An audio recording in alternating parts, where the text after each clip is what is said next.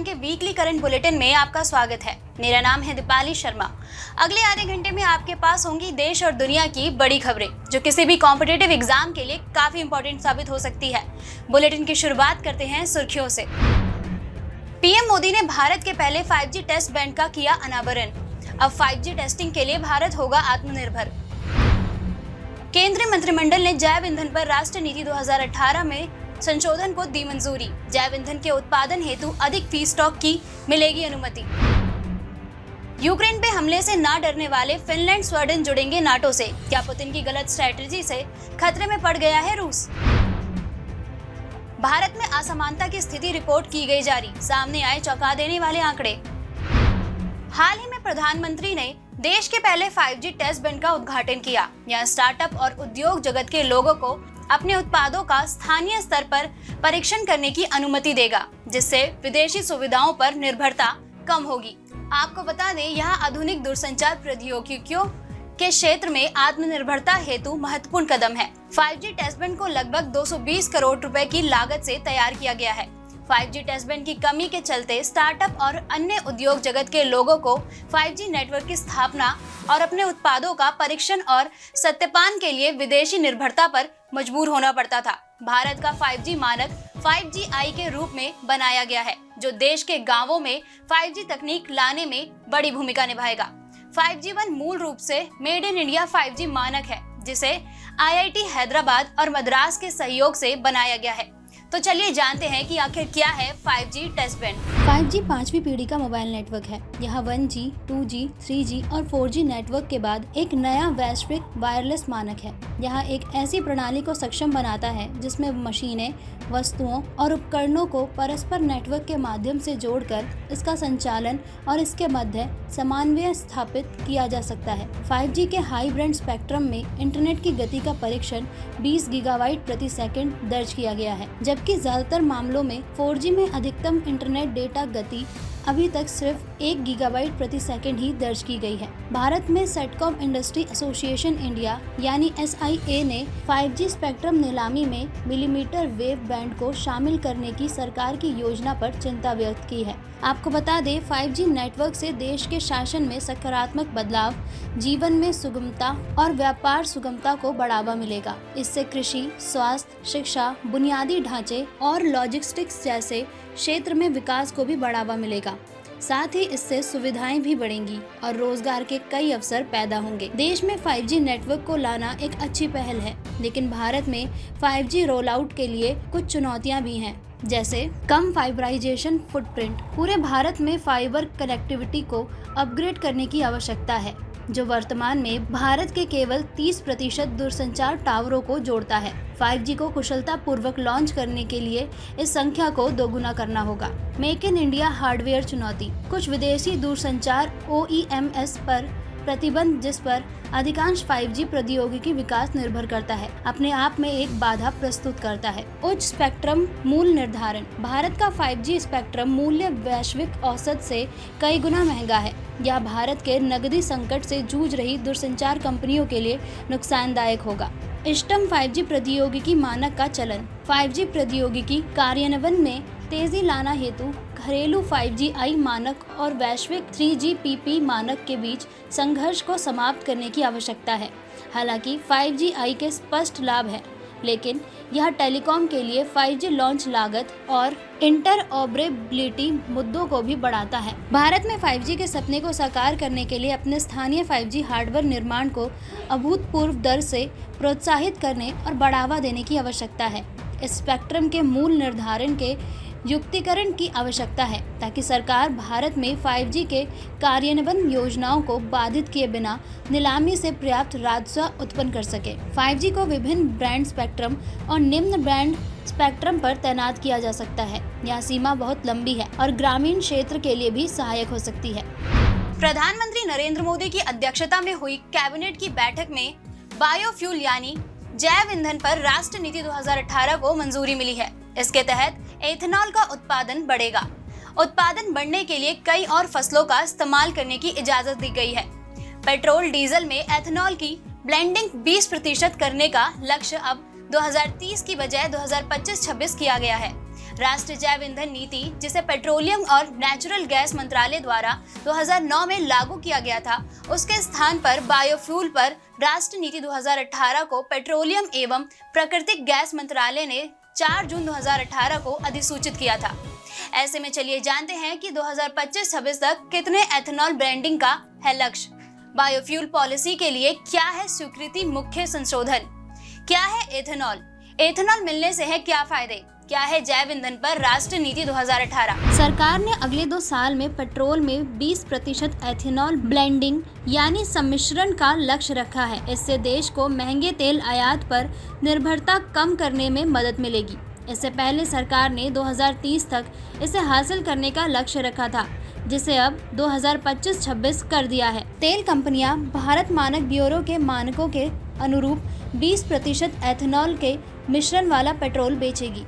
Biofuel policy के लिए कुछ स्वीकृत मुख्य संशोधन भी किए गए हैं, जिसमें जैव ईंधन के उत्पादन के लिए अधिक फीड स्टॉक्स को मंजूरी दी गई है। पेट्रोल में 20% एथेनॉल के मिश्रण के लक्ष्य को 2030 से पहले 2025-26 में ही प्राप्त करना है। मेक इन इंडिया कार्यक्रम के तहत विशेष आर्थिक जोन यानी SEZ द्वारा देश में बायोफ्यूल के उत्पादन को प्रोत्साहन देना, NBCC में नए सदस्यों को जोड़ना, विशेष मामलों में बायोफ्यूल के निर्यात की अनुमति देना। आपको बता दें, एथेनॉल इको फ्रेंडली फ्यूल है। एथेनॉल एक तरह का अल्कोहल है जिसे पेट्रोल में मिलाकर गाड़ी में फ्यूल की तरह इस्तेमाल किया जाता है। एथेनॉल का उत्पादन वैसे तो गन्ने से होता है।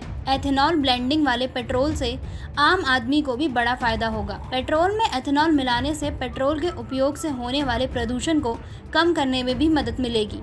इसके इस्तेमाल से गाड़ियां 35% कम कार्बन मोनोऑक्साइड का उत्सर्जन करती है। सल्फर डाइऑक्साइड और हाइड्रोकार्बन का उत्सर्जन भी एथेनॉल कम करता है। एथेनॉल में मौजूद 35% ऑक्सीजन से चलते ये फ्यूल नाइट्रोजन ऑक्साइड के उत्सर्जन को भी कम करता है। जैव ईंधन पर राष्ट्रीय नीति 2018 पेट्रोलियम और प्राकृतिक गैस मंत्रालय द्वारा अधिसूचित की गई थी।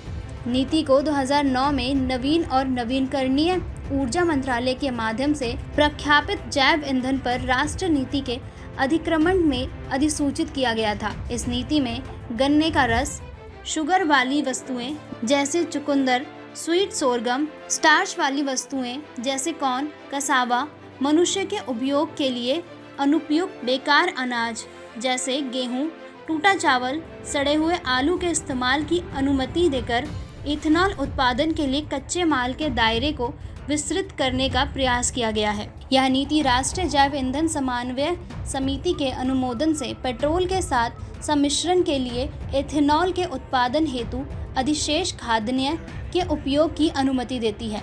उन्नत जैव ईंधन पर जोर देने के साथ ही यह नीति 2G इथेनॉल बायो रिफाइनरियों के लिए 6 वर्षों में 5,000 करोड़ रुपए अतिरिक्त कर प्रोत्साहन के अलावा 1G जैव ईंधन की तुलना में उच्च खरीद मूल्य प्रदान करती है। दिसंबर 2021 की बात है। यूक्रेन में अमेरिकी दबदबे वाले सैन्य गठबंधन नाटो से जुड़ने की इच्छा जाहिर की थी। पुतिन को यूक्रेन की ये कोशिश नागवार गुजरी और उन्होंने कीव पर 24 फरवरी 2022 को हमला कर दिया। ये नाटो में जाने की कोशिशों में लगे यूरोपीय देशों के लिए पुतिन की चेतावनी थी। हालांकि यूक्रेन में युद्ध के करीब 3 महीने बाद हालात अब बदल गए हैं। रूस के सीमावर्ती 2 देशों फिनलैंड और स्वीडन ने 30 सदस्यों वाले नाटो से जुड़ने की घोषणा की है। स्वीडन और फिनलैंड के नाटो से जुड़ने की घोषणा को पुतिन के लिए दोहरा झटके के रूप में देखा जा रहा है। इसका कारण है कि स्वीडन और फिनलैंड 200 साल से तटरुख अपनाए हुए हैं। स्वीडन और फिनलैंड की घोषणा से न सिर्फ पुतिन की अंतर्राष्ट्रीय छवि बल्कि घर के अंदर भी उनकी इमेज को धक्का पहुंचा है। ऐसे में चलिए जानते हैं कि आखिर क्यों फिनलैंड और स्वीडन का नाटो से जुड़ना रूस के लिए है झटका।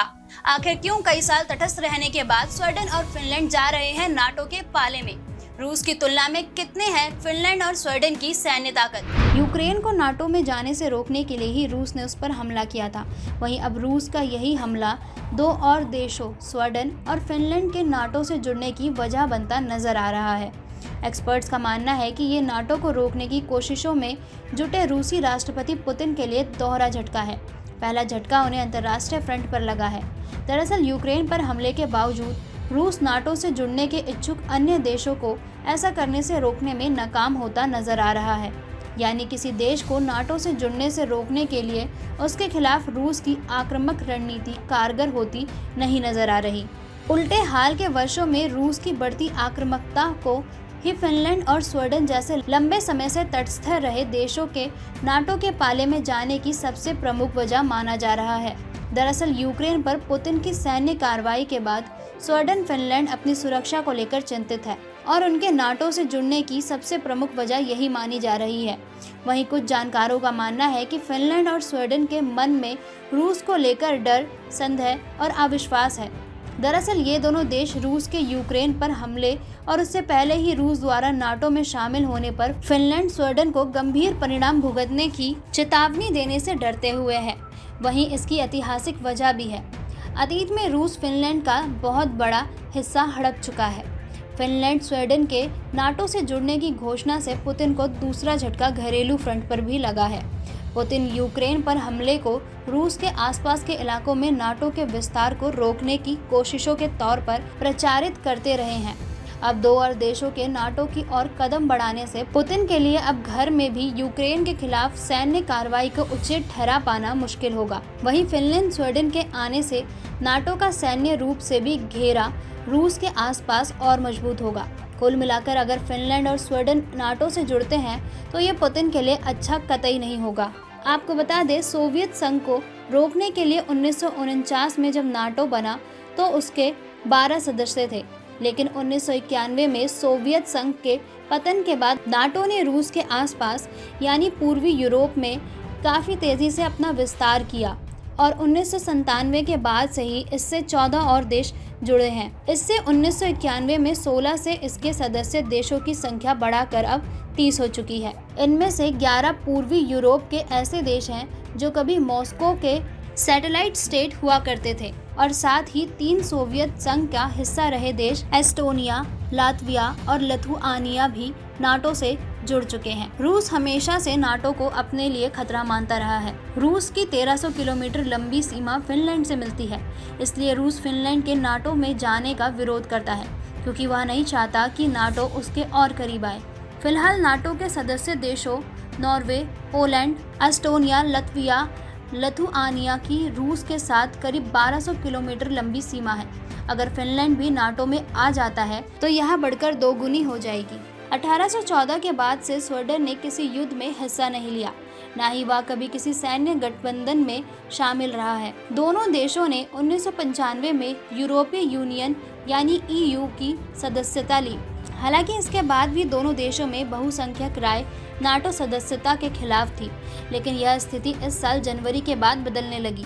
यूक्रेन पर रूस के हमले के बाद 30 मार्च को ही हालिया सर्वेक्षण के मुताबिक फिनलैंड के 61% लोग नाटो सदस्यता के पक्ष में थे। वहीं हाल में कराए गए एक सर्वे में देश के 76% लोग इस कदम के पक्ष में थे। कई राजनीतिक दल ने भी इसका समर्थन करने के संकेत दिए हैं। इस साल जनवरी महीने में जब रूसी सेना यूक्रेन से लगी सीमा के पास जमा हो रही थी, फिनलैंड के प्रधानमंत्री सना मरीन ने कहा था कि उनके देश के नाटो से जुड़ने की संभावना बहुत कम है। वहीं यूक्रेन पर हमले के बाद 2 अप्रैल को सना ने कहा कि रूस वैसे पड़ोसी नहीं है जैसा हमने सोचा था। उसके साथ हमारे रिश्ते इस तरह बदले हैं कि अब इनके बेहतर होने या पहले जैसे होने की उम्मीद नहीं है।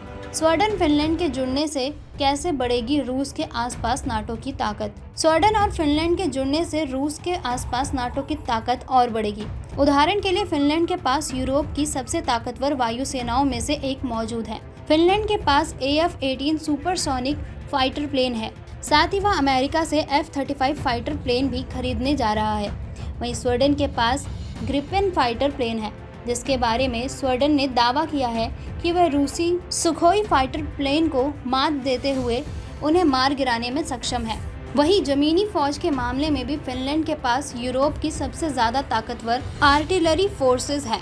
उसके पास करीब 1500 अलग अलग आर्टिलरी सिस्टम है।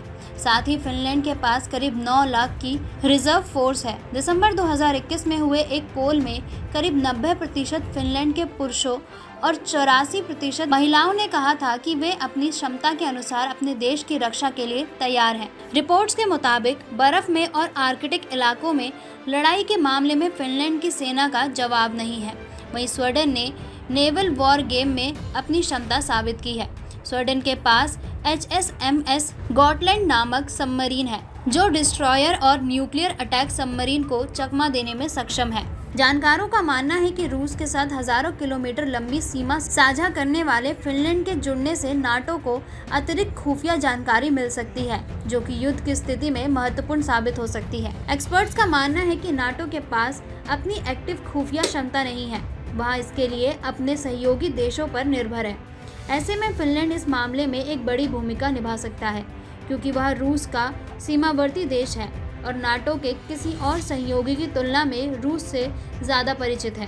हाल ही में प्रधानमंत्री की आर्थिक सलाहकार परिषद द्वारा भारत में असमानता की स्थिति रिपोर्ट जारी की गई। यह रिपोर्ट स्वास्थ्य, शिक्षा, घरेलू विशेषताओं और श्रम बाजार के क्षेत्रों में असमानताओं पर जानकारी संकलित करती है। इन क्षेत्रों में असमानताएं जनसंख्या को अधिक संवेदनशील बनाती है और बहुआयामी गरीबी को प्रेरित करती है। यह रिपोर्ट देश में विभिन्न अभावों के पारिस्थितिकी तंत्र के संबंध में व्यापक विश्लेषण प्रदान कर असमानता की व्यापक जानकारी प्रस्तुत करती है, जिसका जनसंख्या के कल्याण और समग्र विकास पर सीधा प्रभाव पड़ता है। तो आइए जानते हैं कि क्या है जारी की गई रिपोर्ट का आधार, क्या है इस रिपोर्ट के मुख्य विशेषताएं। आपको बता दें, यह रिपोर्ट आवधिक श्रम बल सर्वेक्षण, राष्ट्रीय परिवार और स्वास्थ्य सर्वेक्षण और United information system for education plus के विभिन्न चरणों से प्राप्त आंकड़ों पर आधारित है। इस रिपोर्ट का प्रत्येक अध्याय बुनियादी ढांचे की क्षमता और असमानता पर प्रभाव के संदर्भ में मामलों की वर्तमान स्थिति, चिंता के विषय, सफलताओं और असफलताओं की व्याख्या करता है। इस रिपोर्ट की 6 मुख्य विशेषताएं हैं, जिसमें सबसे पहले आता है धन संकेंद्रण। ग्रामीण क्षेत्रों में केवल 7.1% की तुलना में शहरी क्षेत्रों में 44.4% अधिक धन का संकेंद्रण हुआ है। इसके बाद आता है बेरोजगारी की दर। भारत की बेरोजगारी दर 4.8% है और श्रमिक जनसंख्या अनुपात 46.8% है। वर्ष 2019-20 में विभिन्न रोजगार श्रेणियों में उच्चतम प्रतिशत 45.78 स्वनियोजन श्रमिकों का था। इसके बाद नियमित वेतनभोग श्रमिकों और आकस्मिक श्रमिकों का स्थान है। स्वनियोजन श्रमिकों की हिस्सेदारी भी निम्नतम आय श्रेणी में सबसे अधिक है। इसके बाद आता है स्वास्थ्य अवसंरचना। स्वास्थ्य के बुनियादी ढांचे के अंतर्गत ग्रामीण क्षेत्र में ढांचागत क्षमता पर ध्यान केंद्रित करने से अपेक्षाकृत सुधार हुआ है। वर्ष 2005 में भारत में कुल 1,72,608 स्वास्थ्य केंद्रों से बढ़ाकर वर्ष 2020 में कुल स्वास्थ्य केंद्र की संख्या 1,85,505 तक पहुंच गई है। राजस्थान, गुजरात, महाराष्ट्र, मध्य प्रदेश, तमिलनाडु और चंडीगढ़ जैसे राज्यों और केंद्र शासित प्रदेशों ने वर्ष 2005 से वर्ष 2020 के बीच स्वास्थ्य केंद्रों में उल्लेखनीय वृद्धि की है। इसके बाद आता है घरेलू परिस्थितियां। वर्ष 2019-20 तक 95% स्कूलों में परिसर के भीतर शौचालय सुविधाएं, लड़कों के लिए 95.9% और लड़कियों के लिए 96.3% सुचारू शौचालय थी। 80.16% स्कूलों में सुचारू बिजली कनेक्शन था, जबकि गोवा, तमिलनाडु, चंडीगढ़, दिल्ली और दादर एवं नगर हवेली के साथ साथ दमन और द्वीप, लक्षद्वीप, पुडुचेरी में 100% स्कूलों में बिजली कनेक्शन मौजूद था। राष्ट्रीय परिवार स्वास्थ्य सर्वेक्षण 5 2019-21 के अनुसार 97% परिवारों की बिजली तक पहुंच है, जबकि 70% के पास बेहतर सफाई सेवाओं तक पहुंच है और 96% को सुरक्षित पीने योग्य जल उपलब्ध है। इसके बाद आता है शिक्षा। वर्ष 2018-19 और वर्ष 2019-20 के बीच सकल नामांकन अनुपात भी प्राथमिक, उच्च प्राथमिक, माध्यमिक और उच्चतर माध्यमिक में बढ़ता है। स्वास्थ्य NFHS 4 2015-16 और NFHS 5 2019-21 के आंकड़ों से पता चलता है कि वर्ष 2015-16 के शुरुआती 3 महीनों में गर्भवती महिलाओं में से 58.6% महिलाओं का स्वास्थ्य परीक्षण किया गया था, जो वर्ष 19-21 में बढ़कर 70% हो गया। प्रसव के 2 दिनों के भीतर 78% महिलाओं को डॉक्टर या सहायक नर्स से देखभाल प्राप्त हुई और 79.1% बच्चों को प्रवास के 2 दिनों के भीतर देखभाल प्राप्त हुई। हालांकि अधिक वजन, कम वजन और एनीमिया की व्यापकता के संदर्भ में पोषण की कमी एक बड़ी चिंता का विषय बना हुआ है, जिस पर तत्काल ध्यान देने की आवश्यकता है। इसके अतिरिक्त कम स्वास्थ्य कवरेज के कारण अधिक जेब खर्चा होता है, जो गरीबी की घटनाओं को सीधा प्रभावित करता है। चलिए हम नजर डालते हैं इस हफ्ते के टॉप 10 करंट अफेयर्स पर। तमिलनाडु में मिले 4200 साल पूर्व के लौह युग के साक्ष्य। तमिलनाडु सरकार के अनुसार राज्य में उत्खनित कलाकृतियों की कार्बन डेटिंग एवं पुरातात्विक आंकलन के आधार पर भारत में 4200 साल पूर्व लोहे का उपयोग किए जाने के साक्ष्य मिले हैं, जो कि देश में लौह युग के सबसे प्राचीन साक्ष्य है। उत्खनन स्थल तमिलनाडु में कृष्णागिरी के पास मयिलादुथुपैया निकटवर्ती पुरातात्विक स्थल तोगरापल्ली, गंगावरम, संदूर, वेदराथकट्टल, गुटूर, गिदलूर और कप्पलवाड़ी। देश के अन्य भागों में लोहे का उपयोग 1979 में राजस्थान के अहर में 1300 ईसा पूर्व में लोहे के उपयोग का पता चला था। बाद में कर्नाटक के बुग्गासागर में मिले लोहे के उत्पाद का संकेत देने वाले नमूने 1530 ईसा पूर्व के थे। मध्य गंगा घाटी में रायपुरा में लोहे के गलने के प्रमाण खोजने वाले उत्खनन के बाद लोहे के उपयोग की तारीख को 1700-1800 ईसा पूर्व का निर्धारित किया गया था। वाराणसी के पास मलहर और उत्तरी कर्नाटक में ब्रह्मगिरी में पुरातात्विक स्थलों की जांच के आधार पर इस तारीख को 1900-2000 ईसा पूर्व तक बढ़ा दिया गया था। आपको बता दें, यह खोज 4000 साल पहले कृषि गतिविधियों के अस्तित्व को इंगित करती है। वैज्ञानिकों के अनुमान है कि चूंकि लोहे तांबे की तुलना में अधिक मजबूत होता है, अतः मानव द्वारा लोहे का उपयोग शुरू करने के बाद ही वनों की कटाई शुरू हुई। राजस्थान का चौथा भाग अभयारण्य बना रामगढ़ विषधारी अभयारण्य। रामगढ़ विषधारी अभयारण्य को भारत के 52वें बाघ अभयारण्य के रूप में अधिसूचित किया गया है। रणथंभौर, सरिस्का और मुकुंदरा के बाद यह राजस्थान का चौथा बाघ अभयारण्य है। नव अधिसूचित बाघ अभयारण्य में पूर्व उत्तरी में स्थित रणथंभौर टाइगर रिजर्व और दक्षिण तरफ मुकुंदरा हिल्स टाइगर रिजर्व के बीच बाघ आवास शामिल है और यह अभयारण्य रणथंभौर टाइगर रिजर्व के बाघों के आवागमन की सुविधा प्रदान करता है। फ्रांसिस द्वारा संत घोषित किए जाने वाले पहले आम भारतीय बने देवा सहायम पिल्लाई।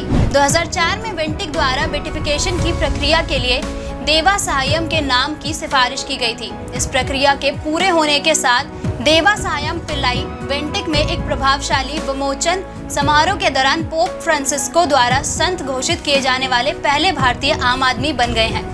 देवा सहायम पिल्लाई का जन्म 23 अप्रैल 1712 को तत्कालीन त्रावणकोर साम्राज्य में भाग कन्याकुमारी जिले के नटलम में एक हिंदू नायर परिवार में नीलकांत पिल्लाई के रूप में हुआ था। 18वीं शताब्दी में इन्होंने ईसाई धर्म अपना लिया था और उन्होंने 1745 में अपना नाम बदलकर लेजारूस रख लिया।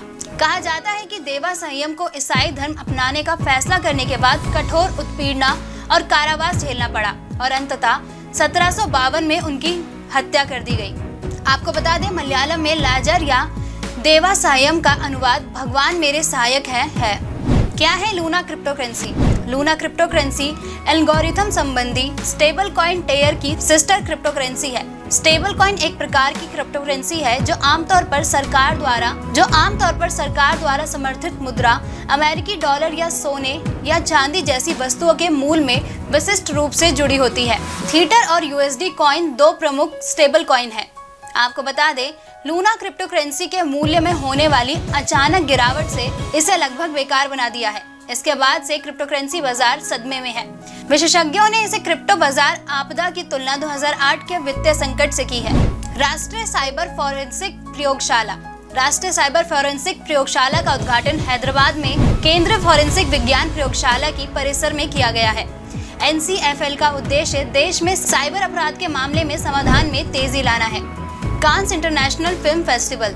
हाल ही में कांस इंटरनेशनल फिल्म फेस्टिवल में केंद्रीय सूचना और प्रसारण मंत्री और बांग्लादेश के सूचना और प्रसारण मंत्री ने संयुक्त रूप से श्री श्याम बेनेगल द्वारा निर्देशित भारत बांग्लादेश सह निर्मित feature film Mujib the making of a nation का 90 सेकंड का ट्रेलर जारी किया। भारत और बांग्लादेश द्वारा सह निर्मित यह फिल्म प्रधानमंत्री नरेंद्र मोदी की पहल थी। यह फिल्म बंगबंधु शेख मुजीबुर रहमान की जन्म शताब्दी पर उपहार के साथ साथ अच्छे पड़ोसी संबंधों का भी उदाहरण है। आपको बता दें, कांस इंटरनेशनल फिल्म फेस्टिवल फ्रांस में आयोजित वार्षिक फिल्म समारोह है, जिसमें दुनिया भर के विचित्रों सहित सभी शैलियों की नई फिल्मों का पूर्वावलोकन किया जाता है। यह दुनिया का सबसे प्रतिष्ठित और प्रचारित फिल्म समारोह है। एलिजाबेथ बोरेन बनी फ्रांस की नई राष्ट्रपति। 16 मई 2022 को फ्रांस के राष्ट्रपति इमैनुअल मैक्रों ने लेबर पार्टी की नेता एलिजाबेथ बोरेन को देश की नई प्रधानमंत्री नियुक्त किया है। 30 साल में दूसरी बार किसी महिला को फ्रांस का प्रधानमंत्री बनाया गया है। फ्रांस के प्रधानमंत्री ने पिछले महीने मध्यवर्गीय इमैनुअल मैक्रों के दोबारा राष्ट्रपति चुने जाने के बाद अपेक्षित कदम के तहत सोमवार को इस्तीफा दे दिया, जिसके बाद फ्रांस के राष्ट्रपति इमैनुअल मैक्रों ने सोमवार को एलिजाबेथ बोरेन को देश की नई प्रधानमंत्री नियुक्त किया, जो 3 दशकों में यह पद संभालने वाली पहली महिला होंगी। नाइलिट केंद्र इलेक्ट्रॉनिक्स और सूचना प्रौद्योगिकी, संचार और रेलवे मंत्री ने 17 मई 2022 को राष्ट्रीय इलेक्ट्रॉनिक्स और सूचना प्रौद्योगिकी संस्थान केंद्र लय एक्सटेंशन सेंटर कारगिल और हस्तशिल्प एवं हथकरघा क्षेत्र के लिए आईटी सक्षम इनोवेशन सेंटर का वर्चुअल उद्घाटन किया। इलेक्ट्रॉनिक और सूचना प्रौद्योगिकी मंत्रालय भारत के प्रशासनिक नियंत्रण के अंतर्गत राष्ट्रीय इलेक्ट्रॉनिक एवं सूचना प्रौद्योगिकी संस्थान एवं निकाय है, जिसे वर्तमान में देश के सभी क्षेत्रों तथा समाज के सभी खंडों तक पहुंच की दृष्टि से अद्वितीय स्थान प्राप्त है। यह सूचना प्रौद्योगिकी, इलेक्ट्रॉनिक, संचार प्रौद्योगिकी, हार्डवेयर, साइबर कानून, साइबर सुरक्षा जैसे अन्य विषयों पर अर्हता प्राप्त मानक संसाधन के विकास में सक्रियता से शामिल है। सूरत और उदयगिरी। हाल ही में 2 स्वदेशी फ्रंटलाइन युद्धपोतों आईएनएस सूरत और आईएनएस उदयगिरी का मझगांव डाक्स लिमिटेड मुंबई में जलावर्तन किया गया। आईएनएस सूरत P-15 श्रेणी का चौथा निर्देशित मिसाइल विध्वंसक है, जबकि आईएनएस उदयगिरी P-17A क्लास का दूसरा स्टील्थ फ्रिगेट है। आपको बता दें, प्रोजेक्ट 15B श्रेणी के जहाज भारतीय नौसेना की अगली पीढ़ी के स्टील्थ गाइडेड मिसाइल डिस्ट्रॉयर है, जिन्हें मझगांव डाक्स लिमिटेड मुंबई में बनाया जा रहा है। मेट्सोइड सांप। वैज्ञानिकों ने पहली बार लद्दाख हिमालय के सिरे के निक्षेपों से एक मेट्सोइडे सांप के जीवाश्म की खोज की सूचना दी है। यह अध्ययन यह बताता है कि भारतीय उपमहाद्वीप में सांपों की प्रजाति अब तक की जानकारी से काफी पहले से रही है। मेट्सोइडे सांप मध्यम आकार से लेकर विशाल आकार का होता है। यह सांप एक विलुप्त समूह है। इसे पहली बार क्रेटेशियस अवधि के दौरान देखा गया था, जो 145 मिलियन वर्ष पहले शुरू हुआ और 66 मिलियन वर्ष पहले समाप्त हुआ। जीवाश्म रिकॉर्ड से ऐसा प्रतीत होता है कि ऑस्ट्रेलिया को छोड़कर अधिकांश गोंडावान महाद्वीपों में मध्य पैलियोजिन काल में पूरा समूह गायब हो गया है। तो दोस्तों, आज के लिए बस इतना ही। मिलते हैं अगले हफ्ते एक नए बुलेटिन में। तब तक के लिए नमस्कार। देखते रहिए प्रभात एग्जाम।